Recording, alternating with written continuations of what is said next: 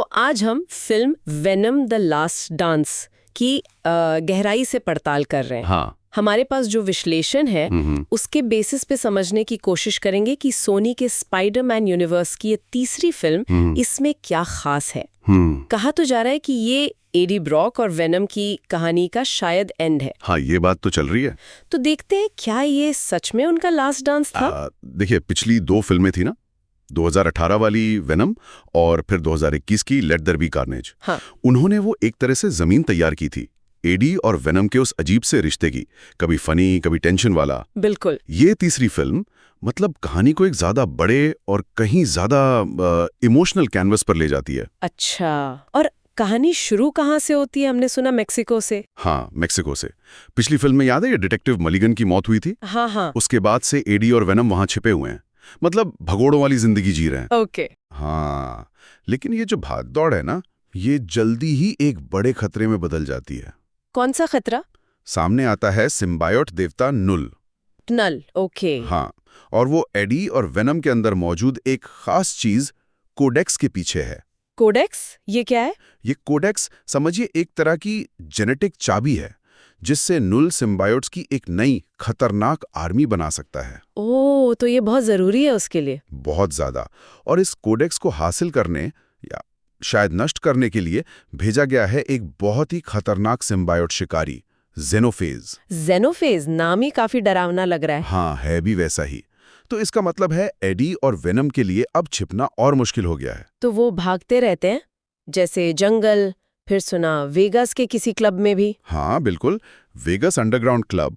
शायद वहीं वो लास्ट डांस वाला सीन भी है जिसके नाम पर फिल्म है। अच्छा, इसी भागदौड़ में कोई उनकी मदद भी करता है? हाँ, उनकी मुलाकात होती है एक साइंटिस्ट से, डॉक्टर टेडी, जूनो टेम्पल ने प्ले किया है। ओके। वो बताती है कोडेक्स का असली खतरा क्या है और नुल का प्लान क्या है, कि कैसे वो सिम्बायोट डीएनए को मैनिपुलेट करके मतलब अनलिमिटेड पावर चाहता है।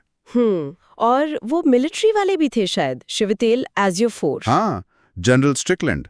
वो अपनी टीम के साथ एडी को पकड़ने में लगे हैं। उनके लिए ये नेशनल सिक्योरिटी का मामला है। तो मतलब एक तरफ नुल और उसका शिकारी जेनोफेज, दूसरी तरफ मिलिट्री। एडी और वेनम तो फंस गए बुरी तरह, लेकिन असली टकराव तो जेनोफेज से ही होता है, जो सिम्बायोट्स को खाता है। ओह गॉड!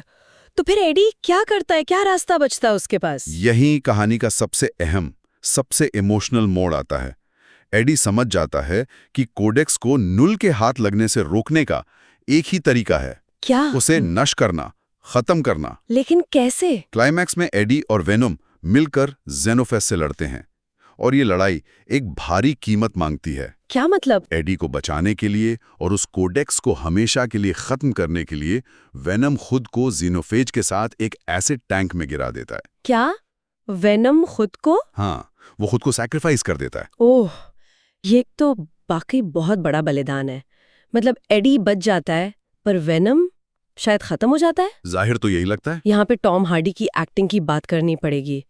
वो एडी और वेनम दोनों के बीच का वो अजीब सा कनेक्शन, वो ह्यूमर, वो दर्द कमाल का दिखाते हैं। इसमें तो कोई शक ही नहीं है, हार्डी इस किरदार की जान है।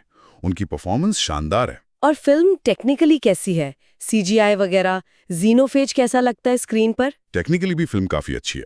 जीनोफेज का सीजीआई डिजाइन काफी डरावना और इफेक्टिव है, और वो जो सीन है जहां वो सिम्बायोट्स को निगल रहा है, वो काफी बढ़िया बने हैं। और डायरेक्शन केली मार्सेल ने डायरेक्ट किए ना? हाँ, केली मार्सेल। उनका फोकस कहानी के इमोशनल एंड पर ज्यादा लगता है, बलिदान वाले हिस्से पर। हालांकि कुछ लोगों को लग सकता है कि स्क्रिप्ट में शायद थोड़ी और गहराई हो सकती थी। अच्छा, और बैकग्राउंड स्कोर भी अच्छा है, माहौल बनाने में मदद करता है। एक चीज बड़ी इंटरेस्टिंग है, रिव्यूज। क्रिटिक्स और ऑडियंस की राय बिल्कुल अलग-अलग है। रॉटन टोमेटोज पर क्रिटिक्स ने शायद 40% जैसा कुछ दिया। हाँ, लगभग उतना ही। पर ऑडियंस स्कोर 80% से ऊपर। ऐसा क्यों? ये वाकई में गौर करने वाली बात है। हो सकता है क्रिटिक्स को कहानी में कुछ कमियां लगी हों, या शायद कुछ चीजें रिपीट लगी हों। लेकिन ऑडियंस के लिए मुझे लगता है एडी और वेनम के बीच का वो यूनिक रिश्ता, वो केमिस्ट्री, वो ज्यादा मैटर करती है। वो चीज उन्हें बाकी सुपर हीरो फिल्मों से अलग लगती है। शायद इसीलिए वो बलिदान वाला एंड उन्हें इतना पसंद आया। हो सकता है, बिल्कुल। और बॉक्स ऑफिस कलेक्शन भी तो यही दिखाता है, लगभग $478 मिलियन।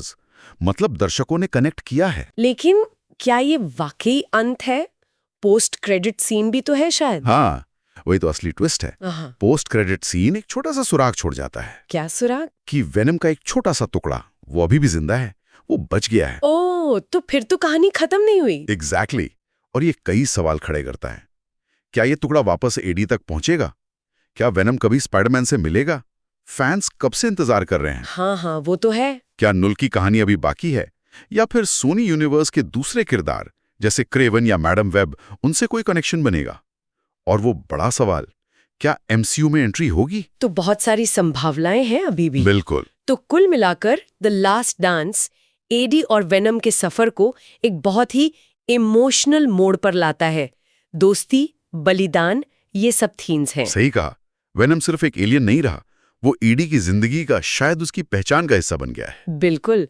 ये सिर्फ एक्शन या एलियन फिल्म नहीं, एक रिश्ते की कहानी ज्यादा लगती है। हाँ, वेनम में किरदार से बढ़कर शायद एक फीलिंग बन गया है, एडी के लिए भी और शायद ऑडियंस के लिए भी। और यहीं हम अपने श्रोताओं के लिए एक सवाल छोड़ जाते हैं।